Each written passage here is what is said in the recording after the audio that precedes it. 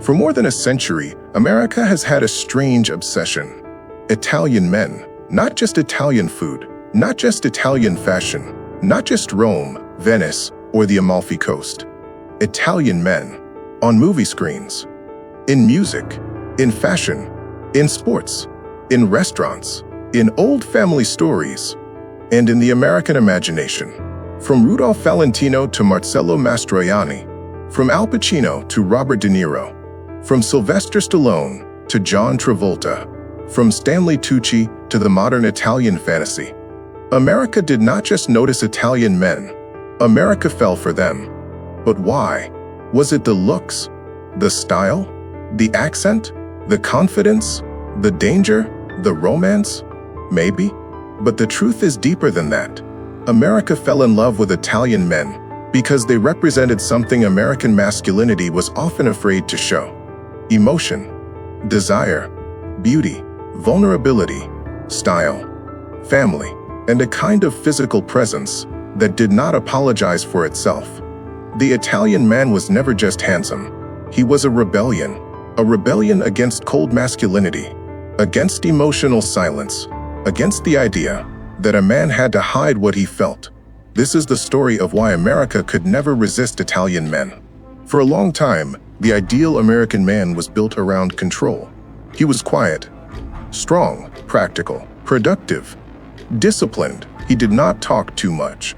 He did not show too much emotion. He did not dress too carefully. He did not move too dramatically. He worked hard. He protected his family. He kept his feelings inside.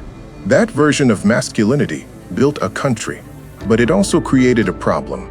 It made desire look suspicious. It made beauty look feminine. It made emotion look weak. Then came the Italian man, and suddenly, masculinity looked different. He spoke with his hands. He looked directly into your eyes. He dressed like the street was a stage. He cared about food, family, music, beauty, and the body. He did not separate life from performance. He entered a room like the room mattered. To many Americans, this was shocking. A man could be strong and emotional, elegant and masculine, romantic and dangerous, tender and intense. The Italian man did not ask permission to feel, and that made him impossible to ignore. America had control. Italy had presence, and presence is seductive. Long before Al Pacino, Stallone, or Travolta, there was Rudolph Valentino. He was not just a movie star. He was the first great Italian fantasy of Hollywood. In the silent film era, Valentino became a symbol of desire. He was elegant, exotic, mysterious, soft, but dangerous. For American audiences, especially American women, he was different from the men they were used to seeing on screen. He was not the cowboy. He was not the businessman. He was not the silent father. He was not the clean, safe American hero. Valentino was something else. He moved differently. He looked differently. He seduced differently. And that frightened people. Some American men hated him. They thought he was too feminine, too foreign, too emotional, too beautiful. But that was exactly the point. Valentino exposed a fear inside American masculinity. The fear that women might desire a man who was not hard, silent, and emotionally closed. The fear that beauty could be masculine. The fear that softness could be powerful.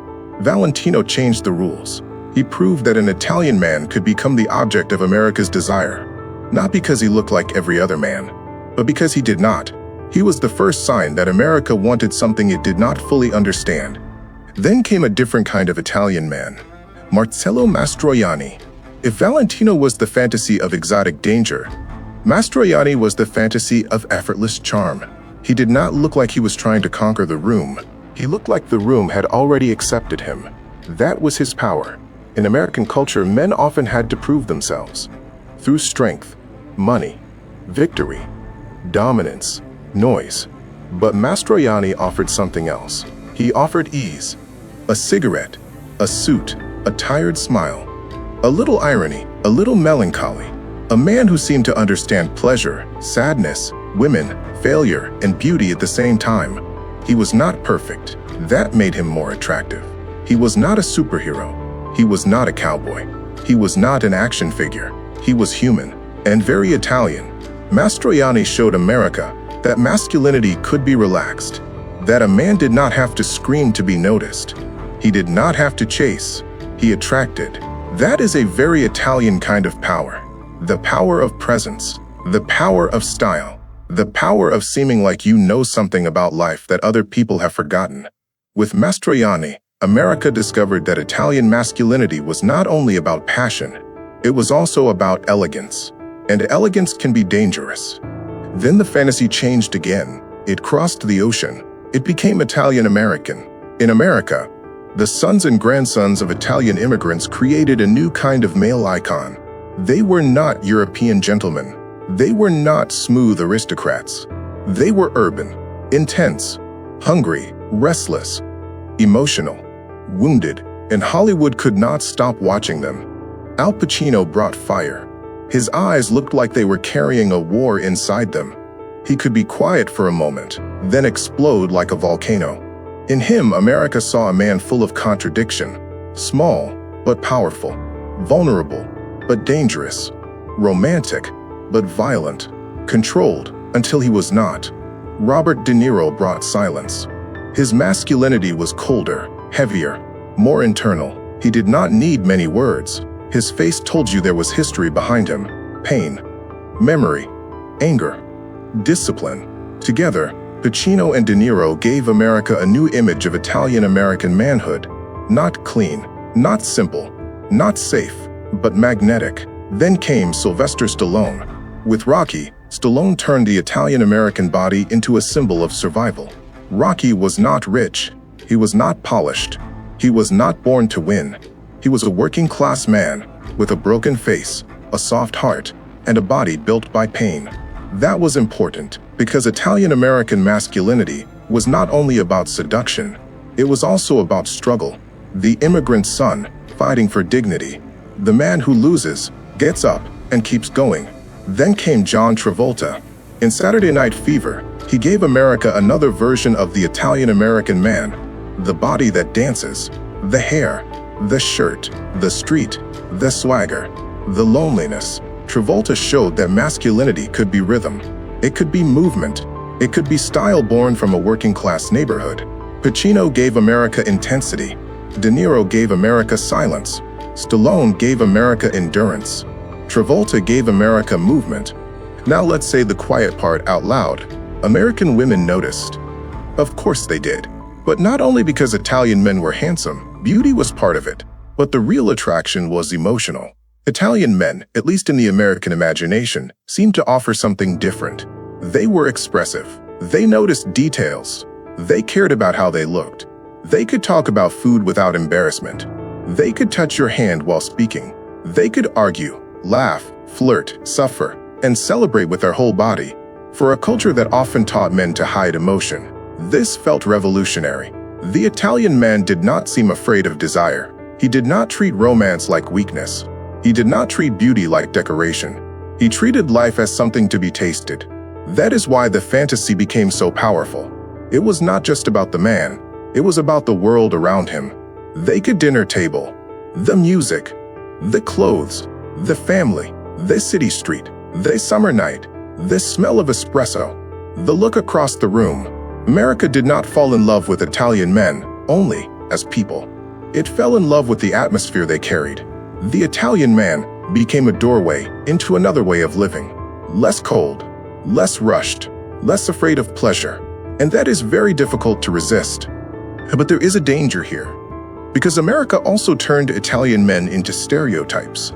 The Latin lover, the gangster, the jealous boyfriend, the loud father, the dangerous seducer, the man who loves his mother too much, the man who cannot control his emotions. These images are everywhere. Some are funny, some are romantic, some are insulting, some are lazy. Hollywood loved Italian masculinity, but it also simplified it.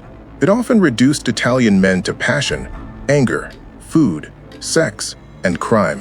And yet, inside the stereotype, there was something real that America could not erase. Italian masculinity was never just one thing. It was not only the lover, not only the fighter, not only the gangster, not only the father, not only the comedian. It was a mix, tenderness and pride, style and insecurity, family and freedom, beauty and guilt, religion and rebellion. drama and loyalty. That complexity is what made Italian men so interesting on screen. They were never flat. They were always carrying history. The village, the mother, the father, the church, the street, the immigrant memory, the desire to become American without losing Italy. That tension created great characters and great icons. The stereotype was simple, but the truth was complicated, and complicated men make better stories. Another reason America fell in love with Italian men is simple: style. For many American men, style was something extra, something you added later. For Italian men, style often looked like part of identity. The suit, the shoes, the sunglasses, the haircut, the watch, the way a jacket fits, the way a man walks. It was not always about money. It was about attention. Attention to the body. Attention to detail. Attention to the impression you leave behind. That is why Italian men became connected to fashion so naturally. They understood that clothing is communication. A suit is not just fabric. It says, "I know who I am." A pair of sunglasses is not just protection from the sun. It says, "I know how to be seen." Even the casual look has intention. Nothing is completely accidental. America noticed this. Hollywood noticed this. Fashion noticed this. The Italian man did not just wear clothes. He performed identity through them. And in a culture where many men were taught not to care too much, the Italian man cared beautifully. That confidence became part of the attraction. Not vanity, presence. And presence begins before you say a word. Today, the fantasy has changed again. The Italian man is no longer only Valentino, Mastroianni, Pacino, De Niro, Stallone, or Travolta. He is also Stanley Tucci, a man who became a global symbol of taste, intelligence, food, travel, and elegant adulthood. Tucci is not the old Latin lover stereotype. He is something more modern, the man who cooks, the man who knows wine, the man who appreciates beauty, the man who can be funny, stylish, cultured, and emotionally present. That is a different kind of seduction. Then there are modern Italian actors and celebrities who continue the fantasy. Michelle Moroni, Raul Bova, Luca Argentero, Damiano David. Different faces, different generations, different styles, but the pattern remains. America and the world keep looking at Italian men as symbols of a life with more flavor, more body, more emotion, more beauty, more risk. The modern Italian fantasy is not only about romance, it is about lifestyle. It says, maybe life does not have to be so cold. Maybe a man can care about beauty. Maybe food can be sensual. Maybe clothes can matter. Maybe emotion is not weakness. Maybe desire is not shameful. That is why the image survives. Because it sells more than a man. It sells a way of being alive. So why can't America resist Italian men? Because the Italian man offered a version of masculinity America secretly wanted. Emotional, but strong. Stylish, but masculine. Romantic, but dangerous. Tender, but proud. Beautiful, but not soft in the way America expected. He was everything American masculinity tried to control. Feeling, desire, drama, beauty, family, body, presence. From Rudolph Valentino to Marcello Mastroianni, from Al Pacino to Robert De Niro, from Stallone to Travolta, from Stanley Tucci to the modern Italian icons, the Italian man became more than a man. He became a fantasy, a mirror, a challenge, a reminder that masculinity does not have to be silent to be strong. It can speak with its hands. It can wear a beautiful suit. It can cook dinner. It can cry. It can fight. It can love loudly. It can enter a room and make the room feel alive. That is why America fell for Italian men. Not because they were perfect, but because they made masculinity feel human again. Now I want to know what you think. Who is the most iconic Italian man in American culture? Rudolph Valentino, Marcello Mastroianni, Al Pacino, Robert De Niro, Sylvester Stallone, John Travolta, Stanley Tucci, or someone else? Write his name in the comments. And tell me, is the Italian man overrated, or is America still under his spell?